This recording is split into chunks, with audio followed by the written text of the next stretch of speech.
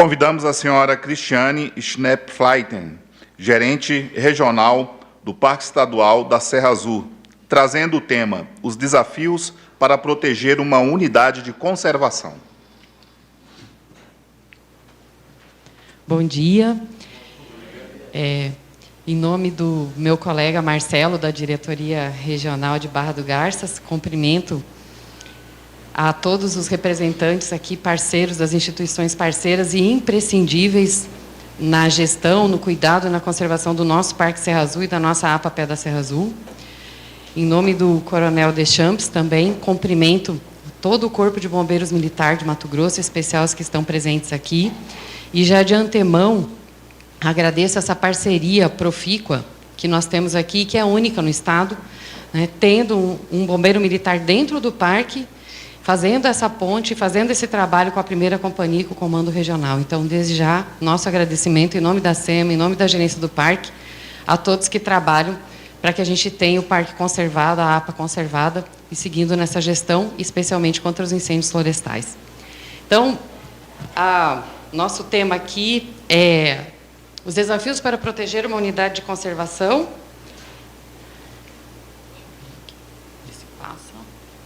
Pronto. Nós temos duas unidades de conservação. A gente, às vezes, só lembra do parque, né? Mas são duas unidades de conservação estaduais, criadas por lei estadual em 1994, que é a Área de Proteção Ambiental Pé da Serra Azul, APA Pé da Serra Azul, com quase 8.000 hectares, e o nosso Parque Serra Azul, com 11.002 hectares. Então, uma área total aí de cerca de 20.000 hectares, onde o nosso maior desafio é o entorno, porque foram raros os incêndios que começaram dentro do parque, exatamente dentro da área do parque, e que foram criminosos. Claro, a maioria sim, mas a gente teve até por causas naturais. Agora, na APA, não. É outra perspectiva, né? Então, a gente tem aí uma visão do que é o que a gente tem que proteger como instituição e como sociedade, e todos os órgãos que estão aqui representados, né? Então, a gente tem o parque, tem a APA, a campanha que foi falada aqui pelo Coronel Deschamps, não deixe o fogo nascer, esse é o nosso mote, nosso tema, a gente repete, porque é assim, né, que a gente cria e internaliza isso, né, na nossa comunidade, nos municípios e, claro, entre as instituições parceiras. Então, a gente tem essa setorização de riscos, né, uma área em vermelho, em laranja, por quê? Porque a gente tem ali um risco aumentado pelos conflitos que a gente tem. Nós sabemos que a APA ela é de particulares, são poucas as áreas públicas na APA, e existem conflitos ali de toda a monta, né? Conflitos fundiários, conflitos de uso, conflito de propriedade, conflito do que se faz, problemas com caça, com desmatamento seletivo, com uso irregular, né? Aliás, dentro do município, da zona urbana, uso ilegal do fogo, né? Das áreas rurais, uso irregular, lixo, entulho, e uma série de questões aí em que envolvem esse aumento, né, esse risco maior nessas áreas, especialmente as áreas urbanizadas, por tudo que foi falado aqui. Em especial, essa questão de achar que a forma mais rápida de limpar é colocar fogo, sendo que a gente tem estrutura, né, tem uma organização, inclusive do município, com relação a isso, coleta de lixo. Então, esse é um dos principais pontos, né, e que a gente setorizou dessa forma. A gente tem toda a outra parte, vamos dizer assim, leste, né, e que é a parte norte, aliás, norte e nordeste, vamos falar assim, que são os proprietários rurais, mas a gente entende que o proprietário não quer fogo na sua propriedade, né? Então, o risco é menor porque tem esse cuidado e tem esse aporte das ações. Aí a gente tem o nosso sistema de câmeras, né, vigilância, sistema de vídeo monitoramento, a gente tem isso, começamos a implementar em 2020, e temos todas essas faces de maior risco. Hoje, a gente tem esse controle, né, a gente tem esse monitoramento, onde a gente consegue acessar o passivo, às vezes acessar em andamento e poder estar atuando. Então, essas são as faces maiores que a gente está ampliando para aquele outro lado lá, né, para ter o entorno todo do parque monitorado. E aí a parceria com os proprietários rurais que estão cedendo câmeras, a gente está inserindo isso dentro do nosso monitoramento. Então, monitoramento 24 horas, detecção dessas irregularidades, tudo isso visando a proteção do nosso parque e da nossa APA, né? Sistema de alertas, dentro dessa visão. Uma coisa é a plataforma, né? Uma coisa é a plataforma que a gente tem no Estado. Outra coisa é essa visibilidade, essa visão, esse cuidado que a gente tem exatamente, especificamente, e em pontos que, às vezes, a gente não tem como visualizar isso pela plataforma de uma maneira célere. Então, a gente tem uma sala de monitoramento ambiental chamada Base Preventiva, Cerrado 1, e aí inclui mais ações, né? Tanto a parte de monitoramento mesmo, com a parte de visualização do próprio parque, a questão da dinâmica da vegetação, porque foi falado aqui que as praias são um dos apontamentos aí para a gente ver o início da seca. Realmente, quando aparece a praia, a gente já fica assim, né? Mas também a vegetação vai mudando de coloração, a gente vai vendo essas diferenças também. O monitoramento dos atrativos, a questão, claro, específica, né, para incêndios, esse monitoramento também de fauna, porque dentro das câmeras que a gente também tem avistamento de fauna, e toda a parte de uso público, que daí é uma outra questão, porque a gente fala de incêndios, né, e a questão da conservação e da preservação do parque, que é uma unidade de proteção integral, mas a gente tem toda uma área de uso público, e que também a gente tem que atuar, né, porque a valorização do parque, o cuidado do parque, ele depende de um conjunto, e o uso público também faz parte, né. Quando a gente tem esse uso ordenado, atrativo organizado, limpo, estruturado, um vigilante que recebe, um recepcionista, é diferente a forma com que o visitante entra e dá o devido valor e entende que aquilo ali é um espaço único de proteção. Eu falo assim que as unidades de conservação, elas são os espaços por excelência de conservação no Estado, especialmente as de proteção integral.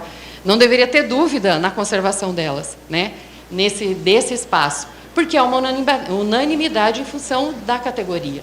Então, a gente precisa que a sociedade, que a comunidade também entenda isso e nos ajude. Claro, as instituições também têm isso no cerne, né, como diz no sangue, mas a gente sabe que isso a gente tem, né? Então, que a gente amplie isso para a nossa comunidade. Ações preventivas já realizadas em 2026. Então, como eu estava citando, né, vou falar rapidamente. Primeiro, toda essa questão do sistema de vigilância que a gente está ampliando. A nossa ideia é chegar em 52 câmeras esse ano. Ter o aporte, inclusive, do Corpo de Bombeiros, está nos auxiliando para conseguir câmeras também pelo programa Vigia Mais. Então, assim, tudo que eu estou falando aqui tem a parceria, né, de todos que estão aqui, inclusive, claro, do Corpo de Bombeiros por excelência. A sala de monitoramento, que é uma sala que a gente, especialmente no período das secas, a gente tem 24 horas, né, está olhando esses locais 24 horas. Reuniões e planejamento, já fizemos 3 reuniões integradas, né, que todos que estão aqui, a maioria dos que estão aqui, todos foram convidados e a maioria participou, sim, né, são as instituições parceiras na gestão, porque o parque é estadual, mas a gente sabe que né, sem parceria não faz nada, e a gestão dele, ela existe uma parceria institucional mesmo. Por exemplo, a APA tem gestão compartilhada com a Prefeitura Municipal. Isso está na lei, inclusive, de criação. Então, já fizemos 3 RIP Fogo, que a gente chamou, que é uma reunião integrada preventiva contra os incêndios florestais. A primeira a gente fez com todas as instituições ligadas, direta e indiretamente. A segunda a gente fez com proprietários rurais do entorno, né, da APA, e do parque também, porque a gente ainda tem umas propriedades que não foram indenizadas dentro do parque. A terceira foi exatamente com as instituições diretamente ligadas à própria gestão.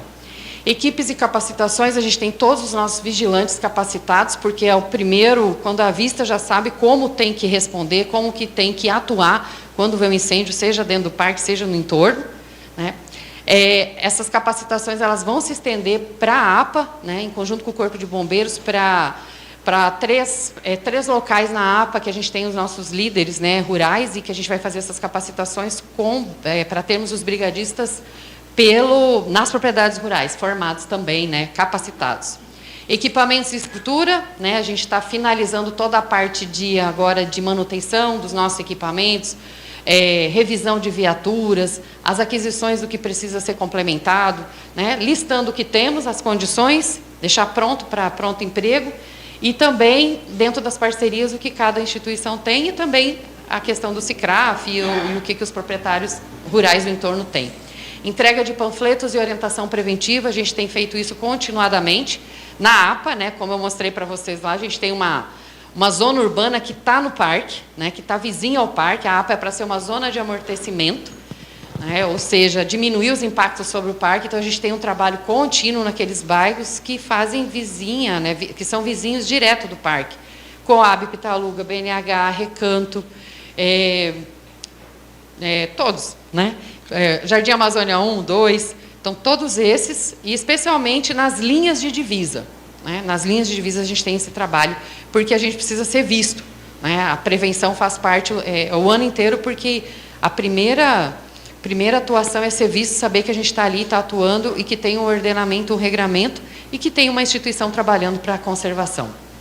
Visitas a propriedades rurais também, a gente tem feito, até para fazer a própria reunião, chamamos praticamente todos os proprietários do entorno, e fomos de propriedade em propriedade.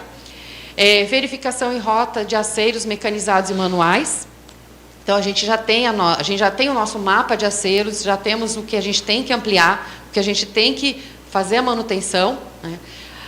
Aqui está o comandante Ronaldo, né, já está alinhado com a gente para a questão do aceiro da aeronáutica, para a gente otimizar, né, ampliar, inclusive. Também a questão das manutenções das estradas e essa ampliação, junto com a Prefeitura Municipal, nosso ponto de apoio focal é o secretário Blaine.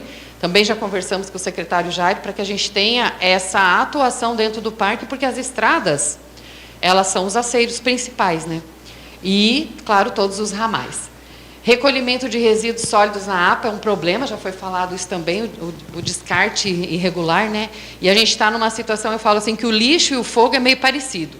De uma maneira geral, a pessoa vê o lixo, não recolhe, joga mais um, né? E o fogo também, né? Um vê pondo fogo, ao invés de falar, vou lá falar com meu vizinho para não pôr, ou então vou falar, não vou fazer a mesma coisa, vai e põe fogo também.